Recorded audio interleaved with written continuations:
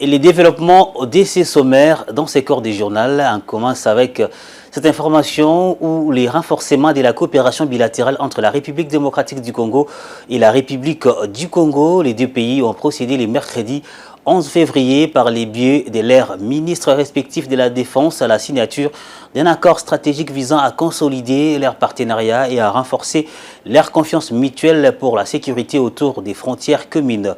Complément d'information dans ces récits. Au terme de 2 jours de travaux, les échanges ont abouti à la signature d'un procès-verbal et d'un communiqué conjoint fixant des axes prioritaires de la coopération. Ces échanges portent notamment sur la défense et la sécurité, la formation militaire et le partage d'expériences. Pour le vice-premier ministre de la Défense de la RDC, Guy Kambombo, cette visite s'inscrit dans le cadre du rétablissement de la confiance entre les deux Congos. Cette visite avait pour but rétablir la confiance entre nos deux pays, préserver la coopération militaire d'une manière concrète. Comme nous avons convenu, nos consultations doivent être institutionnalisées à tous les niveaux, au niveau de nos états-majors, toutes les structures de nos armées. De son côté, Charles-Richard Monjo, son homologue congolais, a souligné la qualité de cet accord qui, selon lui, marque le début d'une collaboration durable entre Kinshasa et Brazzaville. Accompagnés de leurs experts respectifs, les deux responsables ont procédé à une évaluation approfondie des enjeux liés à la gestion des frontières, exprimant ainsi leur volonté partagée de privilégier le dialogue, la transparence et des actions conjointes pour garantir la sécurité et la stabilité entre Kinshasa et Brazzaville. Parlons de la lutte contre la corruption, modernisation du système judiciaire. Ces sujets ont été placés sur la table des échanges entre le chargé d'affaires des États-Unis en République démocratique du Congo, Ian McCreary, et le ministre de la Justice et garde des Sceaux, Guillaume Ngefa. Les deux personnalités ont réaffirmé la volonté commune de leurs États de renforcer la coopération bilatérale au cours d'une audience qui a eu lieu le mercredi 11 février à Kinshasa. Retour sur les images et les commentaires. Une nouvelle étape a été franchie dans les relations entre la République démocratique du Congo et les États-Unis d'Amérique. La rencontre entre le ministre de la Justice, Guillaume Ngefa, et le chargé des affaires des USA en RDC, McCreary, a débouché à une volonté commune de mener une lutte sans merci contre la corruption, la criminalité transnationale et les atteintes à la sécurité juridique. Autant de défis majeurs pour la consolidation de l'état de droit en RDC et l'amélioration du climat des affaires. Notre coopération qui devient de plus en plus forte, nous soutenons les efforts de Monsieur le ministre de renforcer la lutte contre la corruption et pour renforcer les capacités judiciaires du gouvernement congolais. Notre partenariat est assez fort et il sera plus fort, de plus en plus fort. Il y a beaucoup de bonne foi dans nos relations avec la RDC et je suis optimiste dans l'avenir. L'objectif est clair, garantir un climat des affaires plus attractif aux investissements. Au terme de cette rencontre, les deux parties ont convenu de poursuivre ce dialogue constructif fondé sur la confiance et la transparence. Secteur minier à présent avec les forums Mining Indaba 2026 à Cape Town en Afrique du Sud où la République démocratique du Congo a tenu sa traditionnelle conférence déjeuner DRC Breakfast devant un parterre d'investisseurs, des diplomates et des décideurs politiques. Le gouvernement congolais a réaffirmé sa volonté de faire du secteur minier un levier d'industrialisation, de création des valeurs locales et de prospérité durable. Suivez. Placé sous les thèmes chaîne des valeurs mondiales, l'argument économique en faveur des investissements en amont et en aval en RDC, cette rencontre était d'une importance stratégique.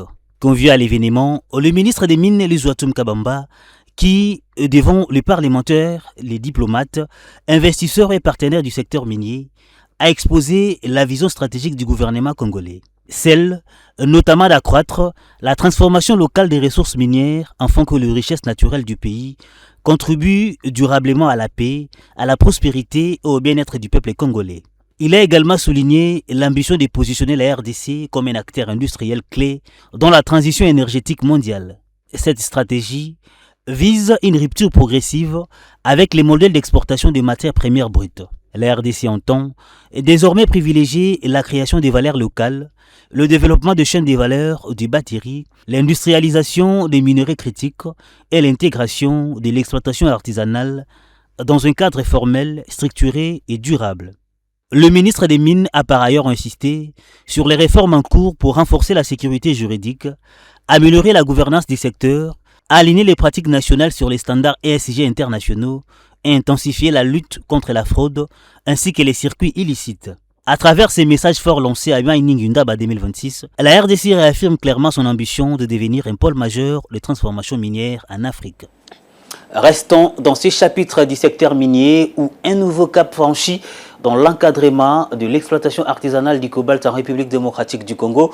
L'EGC, l'entreprise générale du cobalt et les groupes Kazakh et RG Eurasian Resources Group ont procédé les mardis derniers à la signature d'un protocole d'accord majeur sur la formalisation de l'exploitation minière artisanale. Cet accord qui intervient en marge du Mining Indaba à Cape Town illustre l'engagement du gouvernement congolais en faveur d'un secteur minier plus structuré, inclusif et responsable.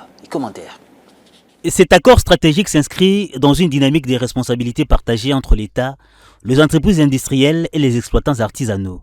Il vise à concilier les impératifs économiques, sociaux et environnementaux du secteur minier congolais, pilier de l'économie nationale et acteur clé de la transition énergétique mondiale. Dans les faits, les protocoles d'accord prévoient, entre autres, la structuration de l'exploitation artisanale dans des zones dédiées et encadrées, garantissant aux créateurs un environnement de travail plus sécurisé et mieux organisé. Il table également sur la mise en place des mécanismes rigoureux de traçabilité de la production, conformes aux principes directeurs de l'OCDE, afin d'assurer une exploitation responsable et transparente. À cela s'ajoute les renforcements de la cohabitation harmonieuse entre exploitation industrielle et artisanale, dans le respect des droits légaux et des investissements de chaque partie, pour ne citer que ceux-là. Occasion pour le ministre des Mines, Lizouatsum Kabamba, présent à la cérémonie, de préciser que l'inclusion, la sécurité et la formalisation constituent désormais deux piliers essentiels de la politique minière nationale. À travers cet accord, la RDC réaffirme son ambition de faire du cobalt congolais un minerai produit dans le respect des standards internationaux et au service d'un développement durable et équitable. Les acteurs du secteur privé de l'enseignement national étaient à l'école du savoir ce jeudi 12 février au lycée Mama Diankeba à Limete et Kinshasa, organisé par les collectifs des écoles privées agréées du Congo CEPACO. Ces séminaires visent à améliorer la qualité de l'enseignement et la gouvernance au sein des établissements privés. Ces assises ont connu la participation de plusieurs personnalités, dont les représentants du ministre provincial de l'Éducation, André Ikoma et Diomanana, étaient de la partie. Améliorer la qualité de l'éducation nationale et la gestion efficace des établissements privés agréés était la principale problématique de ces séminaires qui a réuni promoteurs d'écoles et différents acteurs du secteur privé de l'enseignement national. Dans son mot d'ouverture, le coordonnateur national du CEPACO, Asbel, a tout en félicitant le participant précisé que les écoles privées agréées ne sont pas à confondre avec les sociétés financières ou des régies financières, ce avant d'encourager le promoteur au paiement des impôts. C'est dans ce cadre que le présent séminaire se veut un cadre d'échange, de réflexion et de partage d'expérience. Il offre l'opportunité de renforcer les pratiques pédagogiques, d'améliorer les compétences de gestion et d'adopter des approches innovantes orientées vers la réussite des apprenants. Au nom du ministre provincial de l'Éducation, le professeur Alidor a félicité les CEPACO pour cette initiative qui constitue un cadre propice aux acteurs du secteur, à l'État et aux partenaires de dialoguer. Comme aucun le savent, l'éducation demeure le socle fondamental du développement durable de la société. Elle façonne les citoyens de demain, consolide la cohésion sociale et constitue le levier essentiel de la transformation stratégique de notre pays.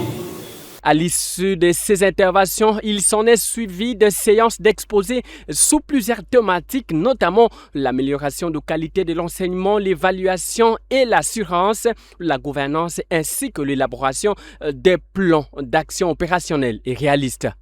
À l'issue de ces travaux, plusieurs recommandations ont été formulées aux différents niveaux, dont les principales restent la gestion efficace et un leadership pédagogique, l'élaboration du budget réaliste et la recherche de partenaires, ainsi que l'accompagnement du gouvernement. La suite de cet élément, à l'issue de ces assises, plusieurs participants venus de différents coins de la ville de Kinshasa et du Congo profond ont salué cette initiative. Ils ont en outre plaidé pour la pérennisation de ces genres d'activités qui identifient et passent au peigne fin les défis structurels du secteur privé. Suivez-les dans ces propos recueillis par André Ikoma et Djumanana. Les impressions sont bonnes. On a essayé d'enrichir certaines choses par rapport aux formations que nous avons suivies avec DAS. Et ce que j'ai vraiment aimé par rapport à l'évolution de la situation sur le terrain, c'est l'ensemble de contenu retenu pour le programme. Puisque dans des écoles, c'est difficile que vous puissiez trouver l'école qui vous donne le programme qu'on doit respecter pour ce qui concerne le calendrier scolaire. Et vraiment, c'est une bonne impression que nous venons de tenir ici, afin que nous puissions quand même perfectionner là où ça n'a pas marché et continuer avec les recherches comme l'a dit le ministre, afin que nous puissions rapidement améliorer le travail et que les enfants puissent au moins se retrouver sur le terrain. Je suis très content d'abord parce que ce genre de séminaire c'est rare dans le pays. Vous savez, depuis la période du président Mobutu, depuis qu'il est parti, en tout cas, il y a beaucoup de failles à ce qui concerne l'enseignement, même au niveau de l'inspection. Par exemple, un intervenant a dit que les inspecteurs sillonnent, ils passent dans les écoles pour visiter le programme, visiter, contrôler la matière qu'on doit donner et quel genre d'enseignants nous avons. Je vous assure que les inspecteurs passent au bureau, ils s'entretiennent un peu avec les responsables, fini. Je dis bien, moi je suis un ancien, donc jamais vous allez voir un inspecteur entrer dans une salle de classe, suivre comment le professeur, le maître est en train de transmettre la matière, passer à des critiques, non. C'est là où on a tué l'enseignement. Nous avons soulevé ça maintes fois. Je l'ai évoqué à la vitrine de ces journaux, il n'est plus question d'occuper de manière anarchique les trottoirs pour exercer des activités commerciales. Une opération de grande envergure a été menée ce jeudi 12 février 2026 au quartier Ngbaka, dans la commune de Kinshasa, pour déguerpir des vendeurs qui envahissent illégalement les grandes artères, surtout celles nouvellement rénovées dans ces coins de la capitale, à savoir entre autres Rwakadingi et Isoki. Cette démarche s'inscrit dans le cadre du vaste programme de l'exécutif provincial Kinshasa Ezobonga dans son volet Balabala Ezawenzete. Emile Kassangalo Pepe et Ruben Manata ont suivi de près cette opération. Plus question de vendre sur les trottoirs ou sur la chaussée à Ngwaka. Ce quartier qui se transforme chaque jour grâce aux efforts du gouvernement provincial a vu ses grandes artères métamorphosées, mais paradoxalement pris d'assaut par le petit commerçant. À l'initiative des autorités locales, avec à sa tête de file le chef du quartier, une grande opération a été menée pour assainir les espaces publics, conformément à la vision de l'exécutif provincial, dans le cadre de son programme Kin Ezobonga, dans son volet Balabala Ezawenzete.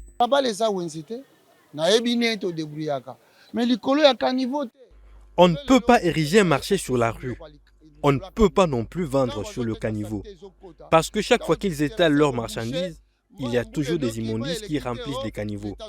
Nous avons reçu l'ordre de dégager tout ce qui se vend sur le trottoir.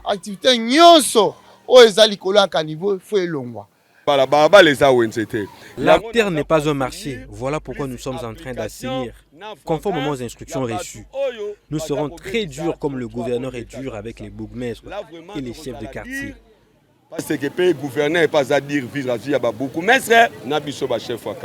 Tables et autres étalages érigés sur l'espace public ont été tous évacués. Si l'exercice de leur activité leur permet de subvenir aux besoins primaires, l'endroit choisi reste dans toute logique inapproprié. Ainsi, pour le riverain, cette opération vaut tout son pesant d'or. Ils font un bon travail, je les apprécie. Nous souffrons effectivement et personne ne viendra à notre secours. Nous cherchons à subvenir à nos besoins, mais il faut faire les choses dans la légalité. Les résidents du coin trouvent en cette action une volonté manifeste des autorités de rétablir l'ordre. C'est bien de libérer les trottoirs pour faciliter les passages des véhicules et autres usagers de route. Moi, je suis très heureux de ce qu'ils font. Premièrement, je félicite le chef de l'État. Ce qu'il a fait pour nous. On n'a jamais vu ça avant lui. C'est grâce à lui que notre avenue est macadamisée. Quoique l'opération puisse, à certains égards, apparaître brutale, la réglementation s'impose, car dit-on, la loi est dure, mais c'est la loi. À Cape Town, en marge du Mining Indaba 2026, la gouverneure Fifi Masuka Saini a présenté aux investisseurs internationaux la vision ambitieuse d'un Lualaba ouvert, compétitif et stratégiquement engagé dans la transition énergétique mondiale. À travers une initiative spéciale dénommée Lualaba Investment Briefing, la Provence a réaffirmé sa volonté d'attirer des investissements structurants et durables au bénéfice de ses communautés et de la République démocratique du Congo. Suivez. En marge de la 32e édition du Mining Indaba, la Provence du Lualaba a organisé à Cape Town, mardi 10 février 2026, une activité stratégique dénommée Lualaba Briefing d'investissement. Une rencontre de haut niveau consacrée à la promotion des opportunités d'investissement dans cette province stratégique de la République démocratique du Congo. Cette initiative a réuni des investisseurs internationaux, des opérateurs miniers, des acteurs économiques, ainsi que plusieurs personnalités politico-administratives, avec pour objectif de positionner le Lualaba comme une destination attractive, compétitive et ouverte aux investissements au-delà de son identité minière traditionnelle.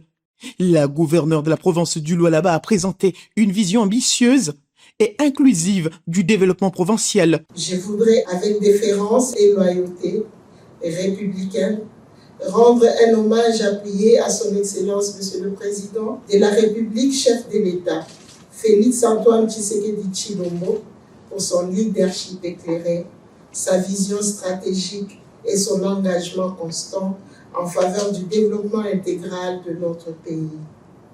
La province du Lualaba a identifié et structuré un pipeline clair et cohérent d'opportunités d'investissement, articulé autour de 5 secteurs, à savoir les mines, l'énergie, les infrastructures, l'agriculture et le tourisme. À la suite de cette allocution, un panel de haut niveau a réuni des représentants des Glencore, des Kamoa Copper, de la Banque centrale.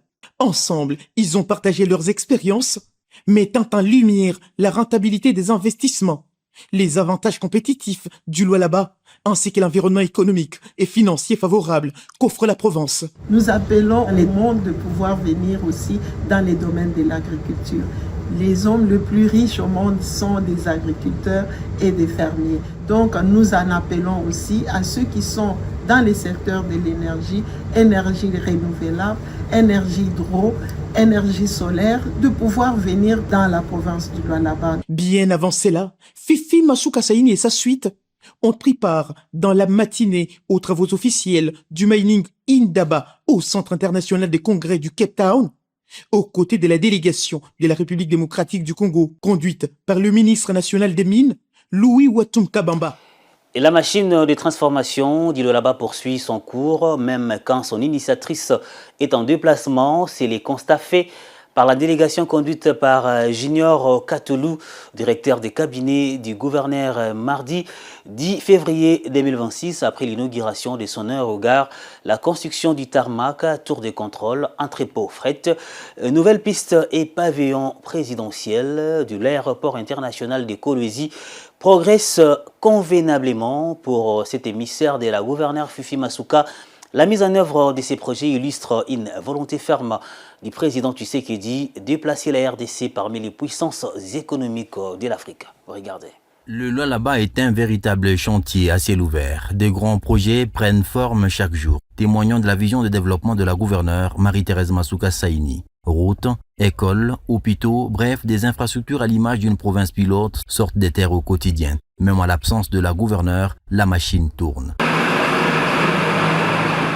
Ses collaborateurs suivent le pas et s'assurent du bon déroulement des travaux en pleine exécution. Mardi 10 février 2026, le directeur de cabinet adjoint de la gouverneure a effectué une visite d'inspection sur plusieurs chantiers, notamment à l'aéroport international de Kolwezi. Chaque jour, ce projet est en pleine transformation avec la construction d'un péage automatique et l'installation des sources de lumière photovoltaïques. Le tarmac pour les gros porteurs est en cours de réalisation avec 300 mètres déjà construits sur les 750 prévus. Il était question pour l'émissaire de Marie-Thérèse Masuka Saini de motiver les entrepreneurs et de pousser sur l'accélérateur pour que les travaux se réalisent dans le délai. Dans sa suite, Maître Junior Katolou s'est fait accompagner du conseiller en communication de la gouverneure et de quelques communicateurs. Le vaste parking de l'aérogare peut accueillir à lui seul 550 véhicules avec 2 entrées et 2 sorties. Les travaux de la deuxième piste sont en bonne voie. La tour de contrôle dont le taux d'exécution des travaux est de 80% sera un symbole de modernité pour la ville de Kolwezi. La nouvelle piste est en cours de réalisation avec une largeur de 45 mètres.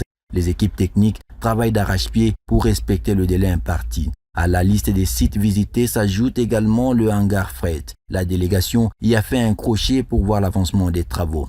Au cours de sa visite, le directeur de cabinet adjoint de la gouverneure Marie-Thérèse Masuka Saini a reçu les explications techniques du coordonnateur de l'aéroport qui a souligné l'engagement de la gouverneure à faire de cet aéroport un hub aérien de référence malgré les difficultés liées à l'envahissement de sa concession par les constructions anarchiques. Les travaux évoluent très bien, surtout les travaux de la nouvelle piste, mais nous avons une difficulté. La difficulté que nous avons, c'est ce qui est derrière nous. Il y a des maisons qui sont proches de la piste. L'autorité veut que ce soit une piste où tous les avions qui peuvent venir à Kolwezi, à n'importe quel moment, ils puissent atterrir dans toute sa sécurité. C'est ainsi que, vous voyez que la RVA veut que cette population, pour leur sécurité, pour la sécurité de ceux qui seront dans les avions, il faut qu'ils puissent quitter cet endroit pour que l'équipement qui doit aider les avions à atterrir en douceur soit implanté. Pour Maître Junior Katolou, le constat est satisfaisant. Toute la population du Lualaba devra s'approprier une telle initiative pour l'intérêt général. C'est vraiment une satisfaction dans la réalisation de la vision du chef de l'État par son Excellence Madame le gouverneur. Et pour faire ça, il faut être animé d'une bonne volonté politique. Il faut avoir l'amour envers le peuple. Et là, nous saluons l'autorité provinciale qui est à la manette. L'aéroport international de Kolwezi est l'un des projets pharaoniques de la province du Lualaba. Il est à ce jour l'une des priorités de la gouverneure Marie-Thérèse Masuka Saini. Dans la même province, il faut savoir que les gouvernements lualabais ne baissent pas les bras dans ces efforts d'éradication des têtes d'érosion qui frappent certains coins environnant la ville de Kolwezi.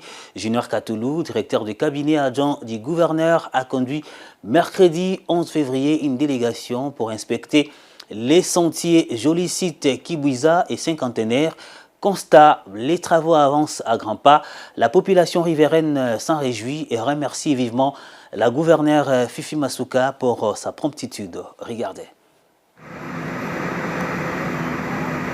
Fini le calvaire pour la population de Jolicite-Kibouiza. La monstrueuse tête d'érosion qui menaçait les habitations disparaît petit à petit grâce aux efforts du gouvernement provincial. Les entreprises Mouska Engineering et Emmanuel Construction travaillent d'arrache-pied pour venir à bout de ces géants trous érosifs. Ce mercredi 11 février, une délégation du cabinet de la gouverneure Marie-Thérèse Masuka Saini, conduite par le directeur de cabinet adjoint, Maître Junior Katolo, et le conseiller en communication de la gouverneure Josué Mouyumba, a visité les lieux pour constater l'avancement des travaux. Les engins tournent à plein régime, à la grande satisfaction des émissaires de la gouverneure. Aujourd'hui, c'est à la grande satisfaction de toute la population et même de l'autorité que les travaux sont en train d'évoluer. Nous saluons ici l'entreprise, aussi la population riveraine qui est en train de collaborer jour et nuit de manière à ce que cette érosion soit éradiquée et que à la place de l'érosion, on trouve cette fois-ci l'avenue qui va faciliter la circulation de la population. Nous sommes très contents, nous saluons le président de la République d'avoir mis confiance en la personne de Fifi Masuka Saini, gouverneur du Lualaba. Mais le travail ne s'arrête pas là. Le gouvernement provincial s'attaque déjà à une autre tête d'érosion, celle de l'avenue Moussengrove au quartier Jolicite Cinquantenaire. Les travaux de décapage, de chargement des caillasses et de compactage sont en cours. En tout cas, depuis le début de la saison pluvieuse, nous avons connu vraiment une catastrophe sur cette avenue. Donc l'accès était vraiment interdit. Aujourd'hui, en voyant ce qui est en train de se faire, nous ne pouvons que féliciter le gouvernement et puis la façon dont on est en train de les faire, nous vous remercions parce que nous voyons que c'est du lourd. Même le matériau qu'on est en train d'amener, nous voyons des caillasses qu'on est en train de bien faire. C'est bien bétonné, en tout cas, nous pouvons que remercier. Le programme d'éradication des têtes d'érosion à Kolosi se poursuit avec détermination. La gouverneure Marie-Thérèse Masuka Saini et son gouvernement sont résolus à mettre fin à ce fléau. La visite d'inspection du directeur de cabinet adjoint et de l'équipe des communicateurs en est une illustration. La question se pose, faut-il durcir les sanctions économiques contre les Rwandais en raison de son soutien continu aux rebelles actifs dans l'Est de la République démocratique du Congo? La question reste d'actualité au sein de l'Union européenne. Après la prise de position d'un député européen, les débats sur la cohérence de la politique européenne dans la région des Grands Lacs pourraient être relancés. Pour l'heure, les mesures économiques contraignantes prises contre Kigali semblent ne pas produire des résultats escomptés. Les détails dans ce récit d'Eben Chokuta. Des sanctions économiques plus sévères contre le Rwanda. C'est la position défendue par les députés européens français, Thierry Mariani. L'élu a même boycotté la plénière du Parlement européen consacrée au conflit congolais, affirmant que les débats constituaient, selon lui, un alibi politique. Puisque en un an, c'est le 4e débat en ce moment sur les violences en République démocratique du Congo. Et en dehors de ce débat, rien n'est décidé, rien ne se passe pour aider ce pays. Donc je le dis très clairement, cette fois, je ne participerai pas à cette comédie qu'est ce débat. Pour une raison simple, toutes ces discussions n'ont servi à rien. Parce que l'Union européenne joue clairement un double jeu. Thierry Mariani appelle l'Union européenne à appliquer au Rwanda des mesures similaires à celles prises contre la Russie. Interdiction des visas pour certains dignitaires, gel d'avoirs et restrictions visant les intérêts économiques liés au régime rwandais. Il évoque également la nécessité de rappeler à l'ordre les entreprises européennes investissant au Rwanda. Il faut interdire les visas pour les dignitaires rwandais, geler leur avoir et annuler les partenariats européens qui nous lient à Kigali. Mais voilà, dès qu'il s'agit de la République du Congo, l'Union européenne considère qu'il est acceptable de massacrer des centaines de milliers d'Africains, de piller ses ressources sans que ça ne dérange personne, sans qu'on ne prenne aucun acte réel. Alors si l'Europe veut dissiper tous ces soupçons, la seule réponse crédible de la Commission européenne, ce sont des sanctions dures et efficaces contre le Rwanda, contre Kagame, contre sa famille. Pour rappel, le 17 mars 2025, l'Union européenne avait déjà sanctionné plusieurs personnalités rwandaises pour leur rôle dans le soutien aux rebelles de l'AFC M23 et dans le trafic illicite de minerais congolais. La société Gasabo Gold Refinery figure également sur la liste des entités sanctionnées. Avec cette sortie de Thierry Mariani, une question demeure. Jusqu'où l'Union européenne est-elle prête à aller dans ses sanctions économiques contre le Rwanda? Voilà qui met un terme à cette édition du journal. Merci à vous de l'avoir suivi. Merci à l'équipe qui nous a accompagnés. Restez sur Ecofin Télévision où je vous retrouve demain à la même heure avec les mêmes plaisirs. D'ici là, portez-vous bien.